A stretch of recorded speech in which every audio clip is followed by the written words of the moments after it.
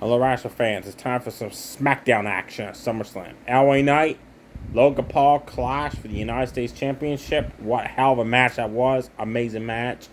During LA Knight's entrance, Logan Paul attacked him.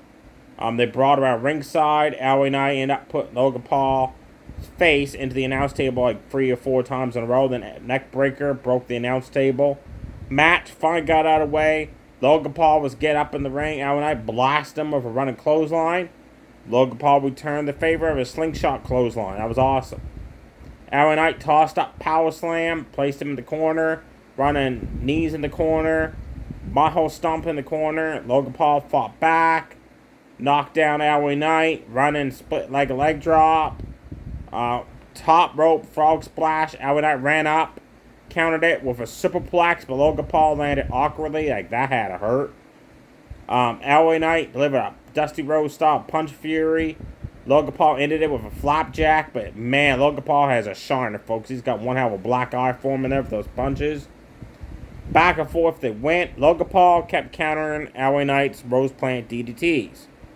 Every time Logan Paul would go for his move, either top rope frog splash or the punch, LA Knight would counter it. Logan Paul, this was awesome. They end up back outside the ring. Logan Paul knocked down LA Knight, jumped up on the ring apron, jumped off the ropes, and he was way up in the air. Landed with that picture perfect moonsault on the outside. Holy shit. He flew, folks. And then LA Knight delivered a Matt Hardy side effect, and they mentioned that it's a Matt Hardy move. Michael Cole did. There's talks. The Hardy Boys have been released from AEW because Jeff Hardy again was messing up on moves, showing up drunk, or doing drugs before the event and stuff. So AEW released them. Apparently there's talks of Hardy Boys coming back to WWE. I don't want to see that. They keep getting opportunities after opportunities, and Jeff keeps messing it up. And poor Matt Hardy has to be one that suffers for it. So anyways, back to the match. LA Knight saw Logan Paul's friends at ringside. He knew what was coming. One of them were giving Logan Paul the brass knuckles, so he decided to take that advantage away and attack Logan Paul's friends.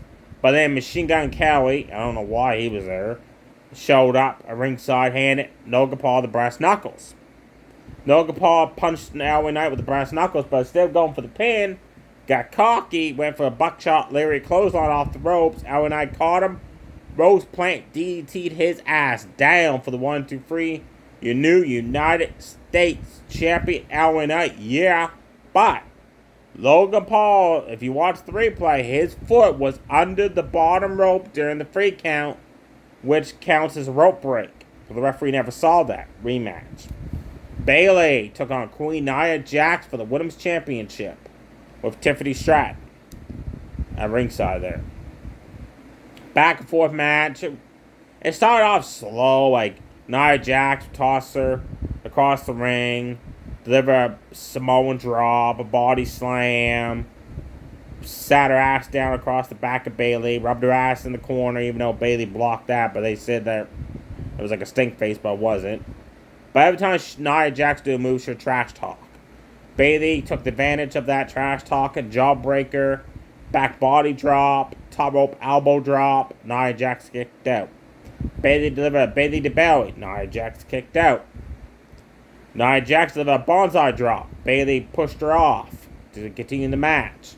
Bayley ran, knocked Nia Jax outside, went for a move for the ropes. Nia Jax caught her, Samoan drop on the outside. Rolled Bayley back in the ring, went up for a second bonsai drop. Bayley jumped up, powerbombed him off the top rope. And I thought she had the match won there, but Nia Jax just kicked out of the nick of time. Tiffany Stratton attempted to cash in. Bayley knocked her off the ring apron to avoid it. Turn around, Nia Jax just blasted her with hair pull headbutts. Back-to-back powerbombs. A second bonsai drop. You knew SmackDown Women's Champion Queen Nia Jax. Which makes sense because they're going to go with Tiffany Stratton, Nia Jax as a tag team. But Tiffany's got the briefcase, right? You could tell right there when Nia Jax was celebrating that Tiffany was looking at the briefcase, thinking, should I hit her in the back with it? Should I wait for my cash in? And should I decide not to cash in? So it makes perfect sense for the Nia Jax to be champion. But man, you gotta give a round of applause to Bayley. A historic title run, defending that championship every month on SmackDown on pay-per-view since WrestleMania. What's next for Bayley? I assume she's gonna get an automatic rematch. That makes sense. Now it's Seth freaking Rollins is coming out, folks. He's a special guest referee, so it's going to be McIntyre and CM Punk. So 3 titles have changed hands in a row. Does that mean the 2 main event championships are not going to change hands? Are we going to have all 5 new champions? Or 1 champion retain the title? I hope it's not Damian Priest. I want to see Gunther as World Heavyweight Champion. I keep saying the only way Damian Priest is going to keep that title is if Judgment Day helps him, but with what just happened to Dominic Mysterio to kick off the pay-per-view, and Damian Priest asking the other ones if they knew anything about that, maybe we're going to see Finn Balor, JD Madugo cost Damian Priest the title here tonight to complete the split of Judgment Day. If that's the case, folks, where's Kalisto going to end up? Because think about it, Liv Morgan helped Finn Balor, JD Madugo win those tag team titles. She's now with her board toward Dominic. Damian Priest, Rhea Ripley is going to be one version of the Judgment Day split. What about Kalisto? Is he going to even it up? Or is he going to make it basically like a 5-on-2 feud? Let me know below in the comments where do you think Kalisto's going to end up in the Judgment Day split with the Rhea Damian Priest, who's going to stay with the other 4. Stay safe, everybody. To sweet bye.